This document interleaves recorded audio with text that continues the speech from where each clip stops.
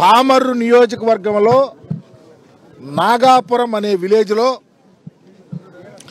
అనాదిగా దళితులు పండించుకున్నటువంటి సేద్యం చేసుకున్నటువంటి జీవనాధారమైనటువంటి భూమి, ఆ భూమి ఎలా వచ్చింది?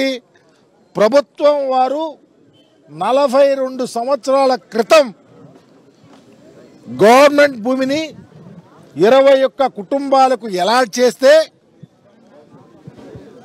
గవర్నమెంట్ వాళ్ళే ఆనాడు ఎస్సీ కార్పొరేషన్ కానీ డిఆర్డిఏ వారు కానీ లోను సంక్రమింపజేసి తద్వారా వారిని డెవలప్ చేయడానికి అవకాశాలు కల్పిస్తే వారు ఆ రోజు నుంచి ఈ రోజు వరకు ఆ భూమిలో జీవనం గడుపుతూ ఉన్నారు. దాని మీద ఈ మధ్యలో నాది అని ఒక ప్రైవేటు వ్యక్తి కంప్లైంట్ వేసి కోర్టుకు కూడా వెళ్ళటం జరిగింది. ప్రభుత్వం వారే ఆయన దాన్ని చేసి కోర్టు దానికి జవాబుదారీగా వెళ్ళినటువంటి పరిస్థితి ఉంది. తర్వాత కాలక్రమేణా జడ్జిమెంట్ వచ్చింది.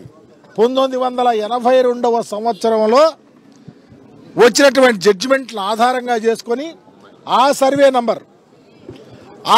నంబర్లో ఉన్నట్టు హద్దులతో ప్రకారము ఆ హద్దులను ప్రకారము భూమిని ఆ కోర్టుకు వెళ్ళిన వాళ్ళకి సంక్రమించే విధంగా చేయమని చెప్పడం జరిగింది. మేము ఏమడుగుతా ఉన్నామంటే, అయ్యా ఈ రాష్ట్రంలో చట్టం ఉంది, బాబాసాహెబ్ అంబేద్కర్ గారు మాకు ఇచ్చినటువంటి చట్టంలో ఎస్సీలకు గవర్నమెంట్ వారు భూమిని ఇస్తే, బ్రతకటానికి భూమి ఇస్తే, ఒకవేళ గవర్నమెంట్ వాళ్ళకి ఆ భూమే అవసరమైతే డెవలప్మెంట్ చేయటానికి పేదలకు ఇచ్చిన ఆ భూమి బదులు ఆల్టర్నేటివ్ భూమి కానీ కాంపన్సేషన్ కానీ ఇవ్వాలని చట్టం చెప్తా ఉంది. ఆ చట్ట ప్రకారం ఈ రోజు కొరకు ఆ భూమిలో ఉన్నటువంటి ఎస్సీలకే ఆ భూమి సంక్రమించాలి. కోర్టు వారిని ఫేక్ డాక్యుమెంట్స్, ఫేక్ హద్దులు ఇచ్చి ఫేక్ సర్వే నంబర్లతో వచ్చినటువంటి వారి మీద కూడా చర్యలు తీసుకోవాలా.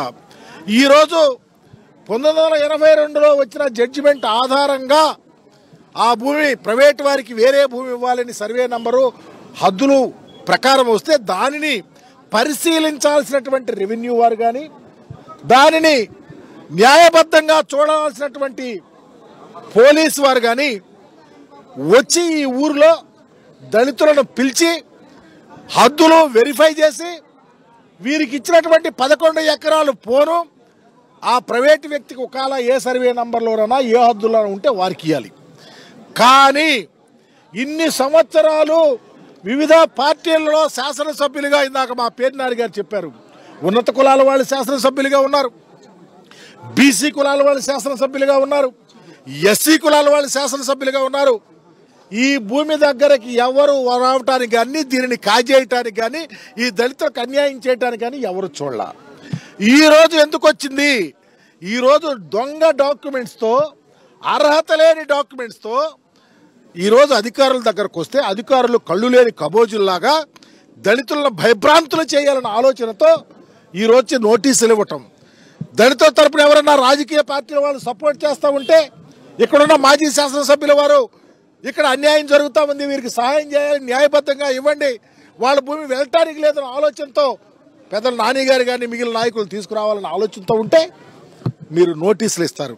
ఏ ఉద్దేశంతో పోలీసు వారు నోటీస్ ఇచ్చారు? ఏ ఉద్దేశంతో రెవెన్యూ వాళ్ళు దళితులకు 40 ఏళ్ళ నుంచి పండించుకునే భూమిని వేరే వాళ్ళకు చూపిస్తానికి భయభ్రాంతులు చేసి మీరు ఆ భూమిని లాగేయటానికి ప్రయత్నిస్తూ ఉన్నారో చెప్పమని అడుగుతా ఉన్నాం. మేము అదే అడిగేది. ఈ రాష్ట్రంలో వైఎస్ఆర్ కాంగ్రెస్ పార్టీ అధినాయకుడు జగన్మోహన్ రెడ్డి గారు ముఖ్యమంత్రిగా ఉన్నప్పుడు దళిత చట్టాలు ఇంప్లిమెంట్ అయినవి, రాజ్యాంగబద్ధంగా జగన్మోహన్ రెడ్డి గారి పరిపాలన చేశాడు. బాబాసాహెబ్ ఆలోచన విధానం వర్ధిల్లింది, జగజ్జీవనరావు గారి కాన్సెప్ట్ విరాజిల్లింది. కానీ ఈరోజు కూటమి ప్రభుత్వంలో దళితులకు అన్యాయాలు జరుగుతూ ఉన్నాయి. దానికి నిదర్శనం నాగాపురంలో దళితులకు ఇచ్చిన భూమి 40 ఏళ్ల నుంచి ఉన్నటువంటి భూమి మీద అన్యాక్రాంతంగా రెవెన్యూ పోలీసు వాళ్ళు వచ్చి భయభ్రాంతులు చేయటమే. అందుకనే ఈరోజు చాలా గొప్ప నిర్ణయం తీసుకున్నాడు మా పేరు నాని గారు. మీకు బలమైనటువంటి నాయకుడు ఉండటం వల్ల ఇక్కడ జరిగే మంచిదే. అనిల్ కుమార్ గారు చాలా నిశితంగా ఎమ్మెల్యే గారి దగ్గరికి వెళ్ళమంటున్నారు.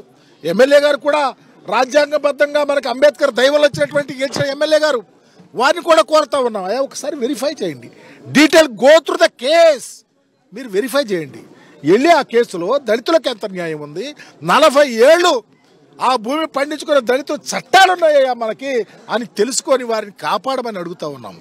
ఒకవేళ కాపాడలేకపోతే మీరు కానీ పెత్తందారుల చేతుల్లో ఒక ప్రక్కకి వెళితే వైఎస్ఆర్ కాంగ్రెస్ పార్టీ యొక్క కృష్ణా జిల్లా అధినాయకుడైనటువంటి పేర్ని నాని గారి యొక్క నేతృత్వంలో ఈ జిల్లాలో ఉన్న ప్రతి నాయకుడు కలిసి ఈ దళితులకు అండగా ఉంటాకి సిద్ధంగా ఉన్నారని మీ ద్వారా తెలియపరుస్తా ఉన్నాను. అందుకే వాళ్ళు చెప్పారు సోమవారం రోజు తప్పకుండా కలెక్టర్ గారిని కలుస్తామని. నేను కలెక్టర్ గారిని కూడా జిల్లా మ్యాజిస్ట్రేట్ గారిని వినయపూర్వకంగా చట్టాలు ఎంతో కొంత తెలిసినటువంటి వాడిగా అంబేద్కర్ భావజాలంలో బ్రతికేవాడిగా రిక్వెస్ట్ చేస్తా ఉన్నా, మీరు ఈ కేసుని సుమోటుగా వెంటనే తీసుకోండి కలెక్టర్ గారు, డాక్యుమెంట్స్ తెప్పించండి కలెక్టర్ గారు, వెరిఫై చేయండి కలెక్టర్ గారు, దళితులకు అన్యాయం చేయదు కలెక్టర్ గారు, దళితులకు న్యాయం చేయండి అని చెప్తూ ఈ కేసును ఇంత దాకా తీసుకొచ్చినటువంటి మాజీ శాసనసభ్యులు కైలే అనిల్ కుమార్ గారిని అభినందిస్తూ వైఎస్ఆర్ కాంగ్రెస్ పార్టీ దళితుల పక్షాన ఈ కేసు విషయంలో అంకుటిత దీక్షతో నిబద్ధతతో ఉంటుందని చెప్తూ ఒక్కసారి పునః పరిశీలించి దళితులకు న్యాయం చేయాలని మీ ద్వారా కోరుకుంటూ సెలవు తీసుకుంటా.